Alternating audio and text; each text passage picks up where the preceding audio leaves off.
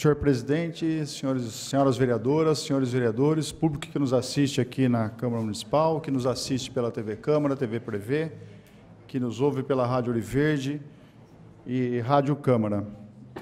Eu vou abordar aqui hoje 3 assuntos, mas antes de iniciar os assuntos propriamente ditos, eu quero dizer para a pessoa que confeccionou um panfleto apócrifo em que ofende a minha honra, tenha certeza de uma coisa. Primeiro, que você não tem coragem de difundir isso em rede social, porque você sabe que eu vou te pegar.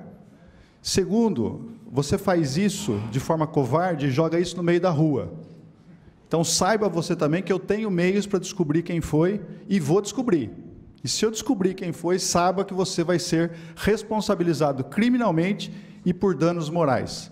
Isso é apenas um alerta para a pessoa que distribuiu o panfleto apócrifo. Não vou difundir, obviamente, porque eu não vou popularizar aquilo que eu não quero que seja difundido nem divulgado.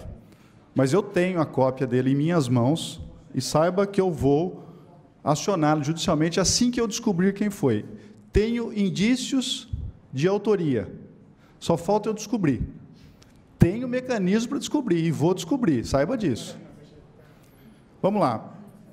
Na semana passada, nós fizemos uma abordagem aqui sobre a Quinta da Bela Olinda, né? Porque a administração, era muito cômodo para a administração falar o seguinte: nós não podemos investir na Quinta Bela Olinda porque lá está sob litígio, existe lá uma pendência judicial.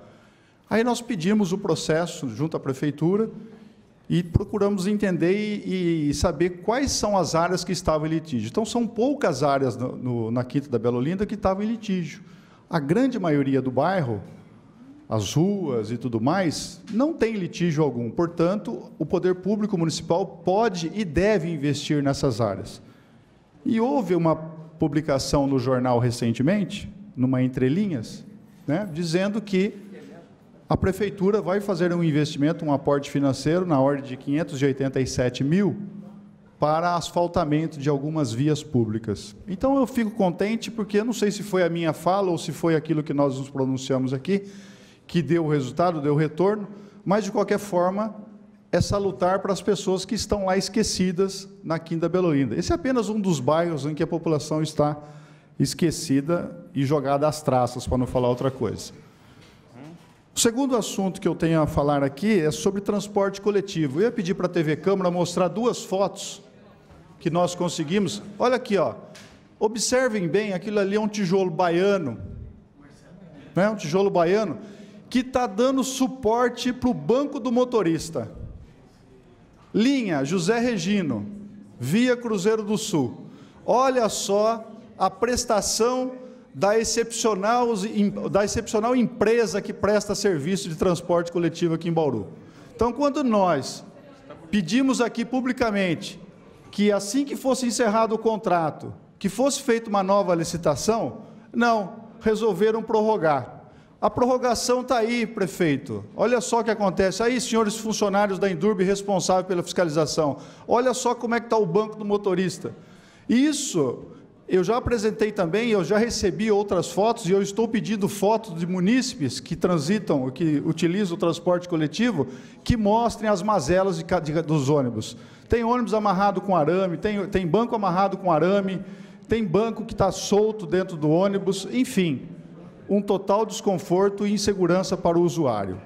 Então, está aí o recado. Eu sei que vocês da empresa de transporte coletivo são muito eficientes em alguns sentidos dentro da administração, mas naquilo que se propõe a fazer, vocês não fazem, que é prestar um bom serviço ao usuário do transporte coletivo. Que, aliás, eu acredito que eu duvido muito pouco que alguns dos nossos vereadores aqui utilizam do transporte coletivo. Nós somos até felizes e contemplados em não precisar de usar o transporte coletivo, mas quem precisa deve ter um transporte digno e à altura daquilo que ele merece.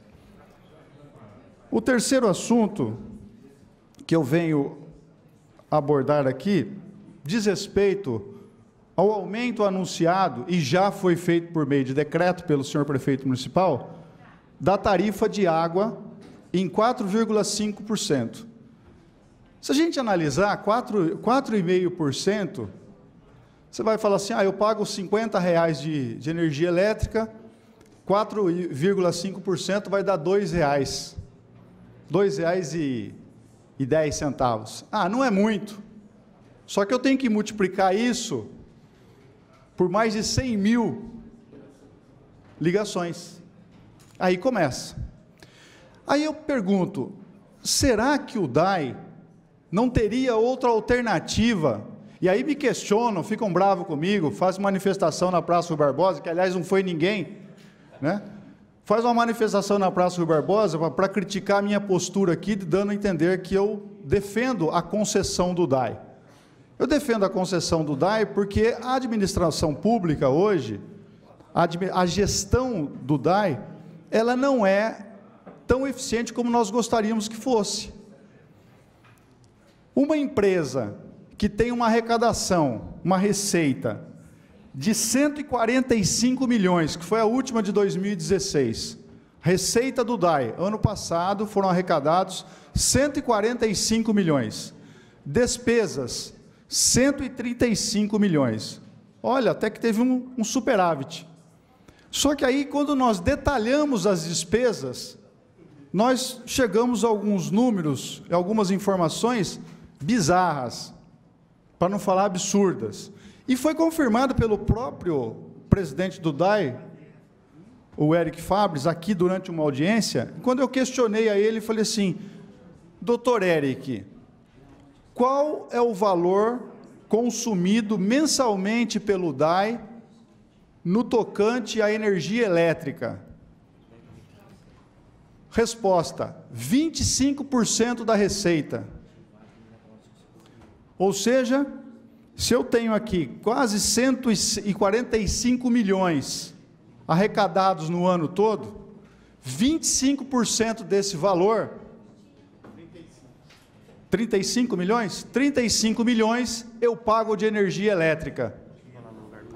Esses 4,5% sobre os 145 milhões, vai dar um número bem inferior àquilo que se gasta com energia. Onde que eu quero chegar? Qual é o raciocínio que eu quero que as pessoas entendam e compreendam?